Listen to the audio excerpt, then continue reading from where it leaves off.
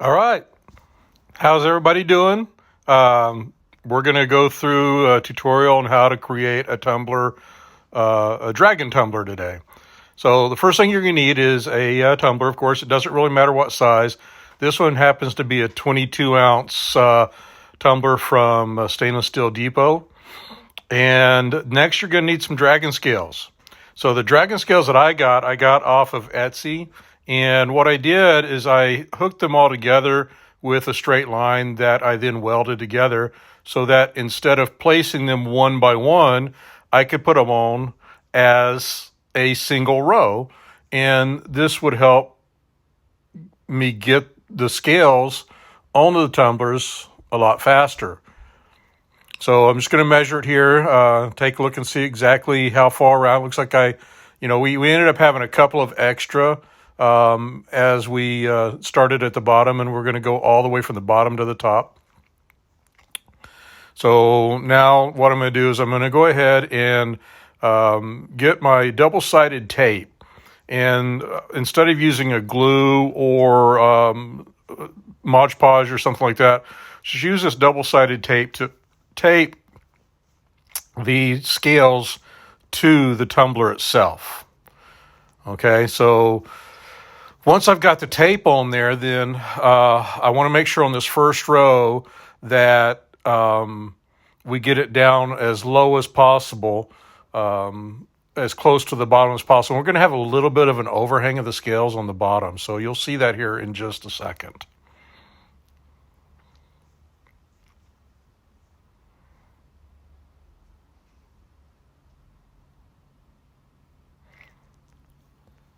All right, so I'm being very careful on this first row because I want to make sure everything on this first row is straight and level as I go around the cut, because it's going to set the positioning for all the scales above it all the way to the top.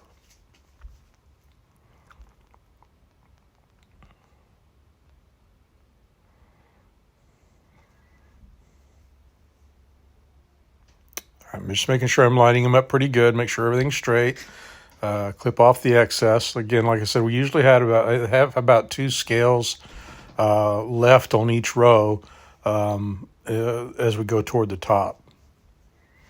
Okay, so now let's get the second row. I'm going to set this upside down because, like I said, I've got those overhanging, so it's not real sturdy on the bottom right now. So getting the second row out, getting the tape on, and making sure it's lined up. Now you do need to be careful as you're putting on this double-sided tape to the scales. And by the way, I forgot to mention, I did cut the scales out of just regular cardstock. I use white. You could use any color you want. You could even use black if you want to. That way you didn't have to take the extra step of spray painting it black again. So you got to be careful, though, putting this tape on, because once it's down, it sticks. And, if you have to pull it back up, it's going to rip. So just take your time, get it on there straight. It doesn't have to be perfect, but, and you really won't see it anyway, because the scales above it will cover it up.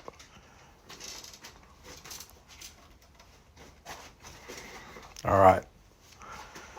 So now, get the backing off of this one. Make sure everything's lined up. And now what I'm going to do is as I put the next row on, I'm going to line them up where the scales are lining up in between the scales below it. So we create a little bit of an overlap, okay? And it covers up any of the tumbler that is showing through the scales, the row of scales just below it.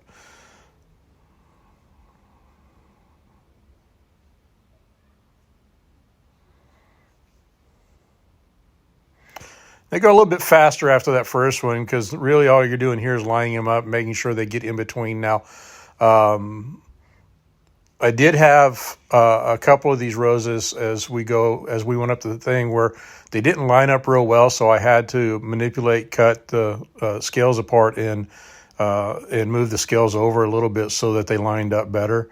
But it wasn't too bad. It wasn't too many. All right, so I think, see right here, you're going to see all of a sudden, I'm going to show you the scales, and they're lining up pretty good. And we get a good texture when we're using the cardstock. as opposed to a stencil paper. So next year, I think you're going to see this magically go to quite a few rows. I cut a bit out there. I didn't think you needed to watch all of it. And in fact, I'm just going to continue on probably another couple of rows here. And then we'll just go ahead and finish doing it off camera. So I'll let you watch that and see how we're going around just nice, sturdy. See how it's getting a little bit faster now.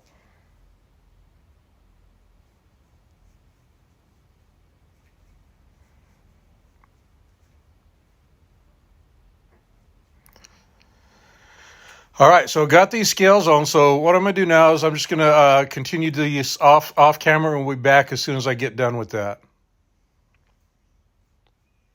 Oh, I'm sorry, I forgot. Before I go, yeah, I wanted to talk a little bit. We're going to be using a mica powder on top of the scales to give it a little bit of a shimmer. And the mica powders that I got are really for nails, but they work great on these cups. And I got a package of them, pretty inexpensive. And I'm going to be using, it's a gold one that it's supposed to color shift into a red, I believe, is what it ends up being. So we're going to put that on. First, I've got to get the rest of the scales on and then get it painted black. And then once I get all that taken care of, get the scales trimmed off, then we can put the mica powder on. All right, so I'm back. I've got the scales on. Got the canister of the scales painted black again. And the reason I'm using black is because the mica powder, the nail powder, it's a mica powder that we're using, shows up better on a black base. All right, so now what I need to do is I need to go ahead and trim around the bottom here where these scales are sticking past it so that it will sit evenly when we're done. So first I started with a X-Acto knife, thinking I could do this and pretty easily, but since I didn't use a Mod Podge on it, the cardstock is still pretty flexible, so I was having a bit of a tough time. So after a little while, I said, wait, this not going to work. So I just went ahead and went with the scissors and made it a lot easier. Just trimmed real close all the way around the bottom. Now, of course, using scissors on this, I did scratch up the bottom of it a little bit again. But I just went back a little bit later after I was done and touched it up with some black acrylic paint. So just get it nice, trimmed nice and evenly, and you want to make sure that when it's sitting down, when you set it down, it's not sitting on any of the scales, or the scales aren't sticking past the edge of the cup.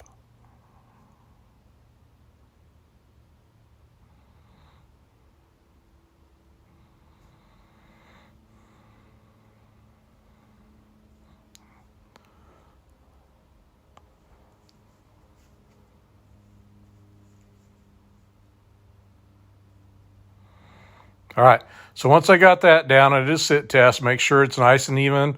Yep, looks like it's doing good. So, I'm kind of a neat freak sometimes. I don't know why. It's just at the crafting table because it's, not like that all over the house, unfortunately. So clean that up a little bit. Now I've got to do the top, and just be careful if you got it taped off like I do, and you probably should if you're going to be spray painting. Just be careful as you go around the top.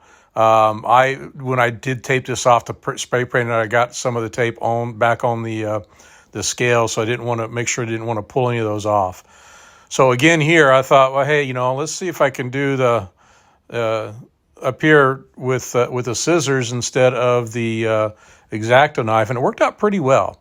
Of course, at the top there, I had something to hold my scissors to and be able to get a nice even cut.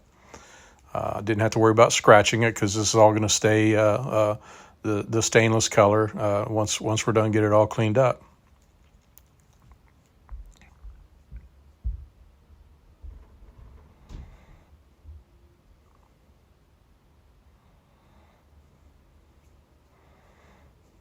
All right, so you can see there's a little white around the top. I will have to go back, like I said, with the bottom anyway, and touch up the acrylic. I'm on the bottom with acrylic black paint. I'm going to do the same thing around the top. Just touch the edges of the scales up so that we don't see that white in there. Okay. So once that's done, we're back again. I went ahead and did that, and now we're back. What we're going to do now is we're getting ready to put on the mica powder, but when we're putting the mica powder on, we have to have something for it to stick to. So what I'm going to be using is the Tack It glue. Now, you could probably use just about anything, but I like the Tack It glue because we can put it on there and we can let it dry, and then we can brush the mica powder on and it'll stick, and that way we get a more even coating. So when you're putting it on here, I just put the Tack It right on there and just use the foam brush to spread it around. You want to get a nice, good, thick layer of this Tack It on there. You want to also, since I didn't put any Mod Podge on, my scales actually are still sticking up a little bit. So you'll see here in a little bit that I also brushed up against to get some of that Tack It up and under those scales and, sideways. There we go. So that as the mica shifts around in there, it'll get up and under there, so that when you're tilting it back and forth, you won't see the black under there. You'll see the gold, reddish gold color that the mica is going to give it.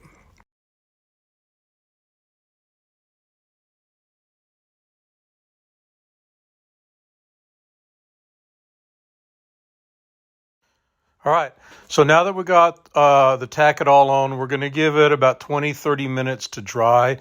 We want it to dry clear and still be tacky. Once we've got that, then what we're going to do is we'll get our makeup brush. I'm going to use the one that came with the mica powders, but you could use any makeup brush that you could use to apply powders to nails, or even eyelash brush or something like that. So all I'm going to do is just a little bit at a time. Got to be very careful because this stuff will fly everywhere, so you don't want to jostle it. Not a lot of mica in this. Is probably, I think, about 0.7 ounces. So I was kind of worried about whether or not this was going to go ahead and cover the entire cup, but it did. So I'm going to let this run now and just watch, and you'll see how the color starts to come out on it.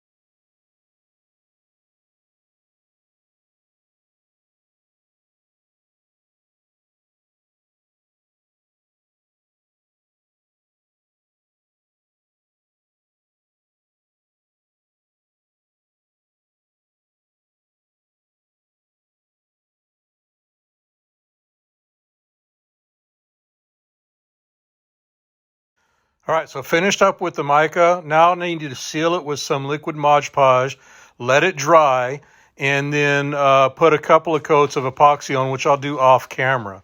And once we get the epoxy on, I'm going to come back and show you something special that we're going to be doing with this particular tumbler.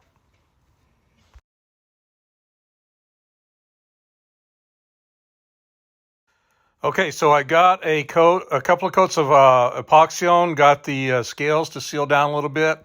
And what I did is I made some dragons for resin from this mold that I got off of Etsy.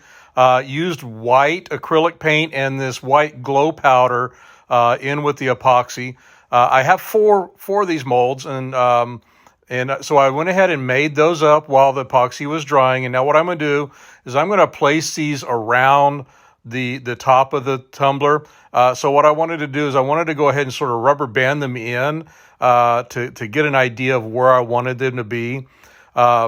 Oh, and when I was doing this, after I poured the mold, I let it sit for a couple hours, and then I used some wax paper on the top of the mold, and I wrapped the molds around the cup, and then taped them to the cup so that they would mold, and the resin would set in a curved fashion so that it would fit on the cup better, because otherwise you just have this flat piece that you're trying to glue on there, and that would take a lot of epoxy to fill in. So I've got them curved, and it was still pretty pliable, so I could bend it around a little bit anyway. So anyway, here I am. I'm lining it up, and then trying to figure out where they're going to go, and then using some super glue. Probably should have used some other type of glue, like a gem tack or something. Super glue sometimes does not dry clear. So I got real lucky on this. But so if I were you and you're doing this, I would use like a gem tack or some other glue that's pretty good. All you want to do is tack it down. So here I am. I took them off, know where they want to go. So now I'm going to apply the glue and get them all stuck on here. And then what I'm going to do after it's had time to dry, which super glue doesn't take long, then I'm going to go ahead and apply about 2 or 3 more, at least a couple more good coats, like flood coats of epoxy on here, just to make sure that the dragons are sealed on the cup. All right. And then once I've got that done, then and the epoxy's on, then what I'll do is I'll come back and I'll show you the finished product. Okay. All right. So just watch as I finish up with the dragons here, and then we'll come back and we'll show you what the finished product looked like.